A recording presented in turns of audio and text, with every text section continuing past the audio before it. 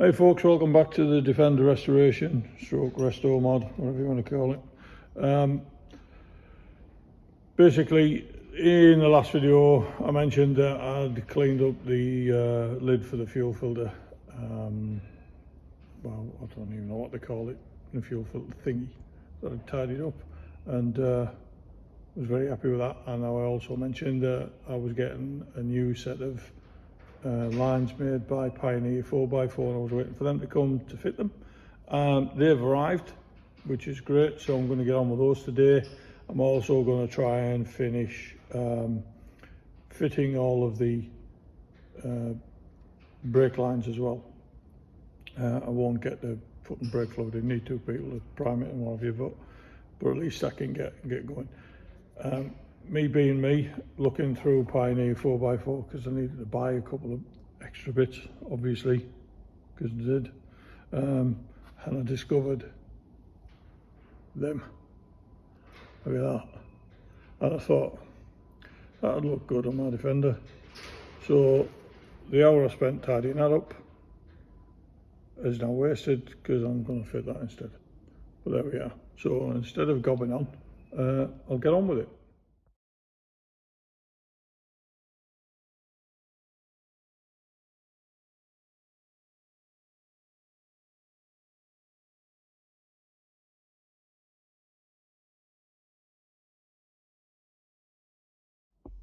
Right, the other issue that I've got is the existing fuel flow and return. So that's the return and flow under there.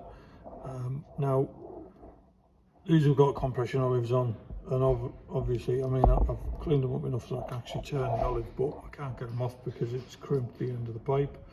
One of the recommendations from Pioneer is to replace them. So there we go. Another job of cleaning up and fitting that is an absolute waste of time and money. So now I've got another set to do. So I'll get on with that and then I can start fitting the fuel lines.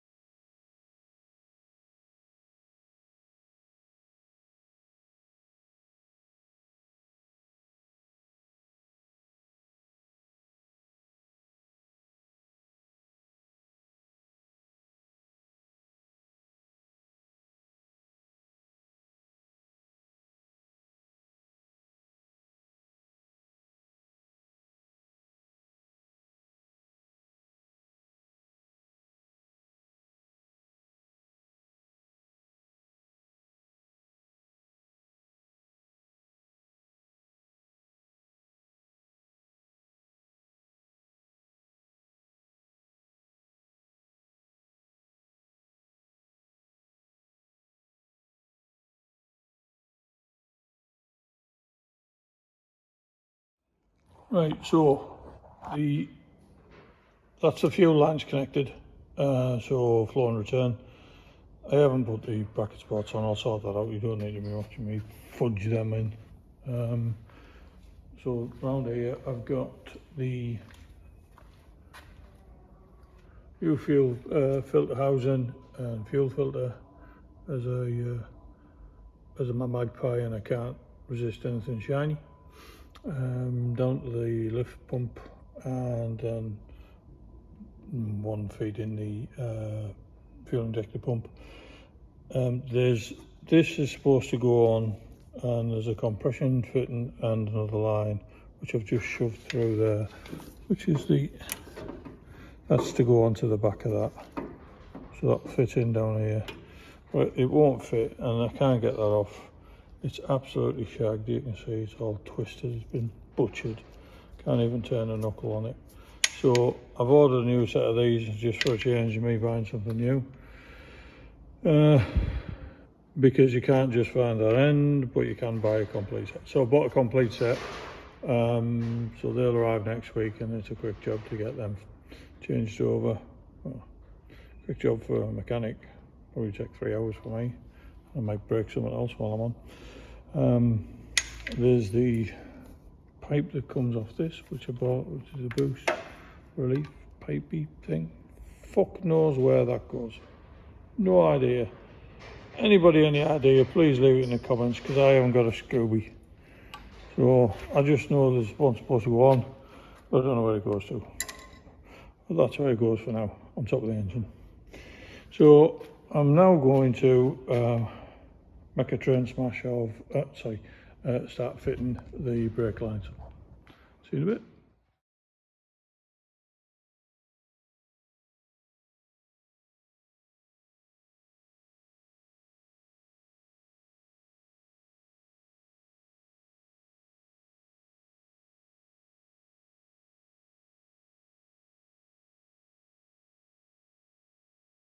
Right folks, not a lot of time lapse done this week. Basically because I was a bit unsure where stuff was going and was fudging it a bit. I fitted the brake lines, apart from one minor issue, there's one missing. And that's what threw me, because I had more areas to screw stuff in.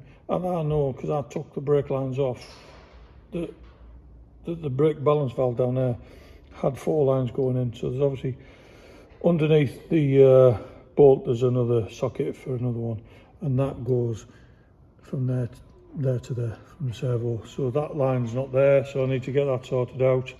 I've ordered the drain line rails. I've ordered the full one of them, so when they come I'll fit it. Obviously the fuel lines are on, and the new bronze coloured aluminium billet is done. They look a bit messy, but they're not located exactly where they need to go. They need clipping in, but I've got the blow unit to go into that area, and until I get it fitted, I don't want to then fight to get that fitted. Like take it off, put it on, take it off, put it on, you know the score. So that's my next thing, is to strip this bulkhead and then try and get a couple of other bits on.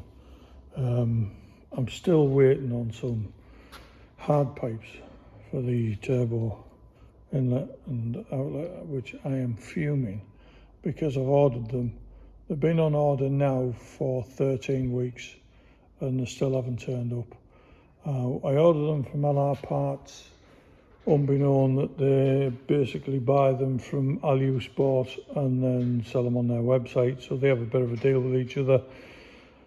Alu Sport prioritise customers that go to them directly, so I bought a couple of bits directly from them and they've arrived quite timely. An example is that breather, aluminium breather thing, and an expansion bottle, and also the air filter box, which I bought in stainless steel.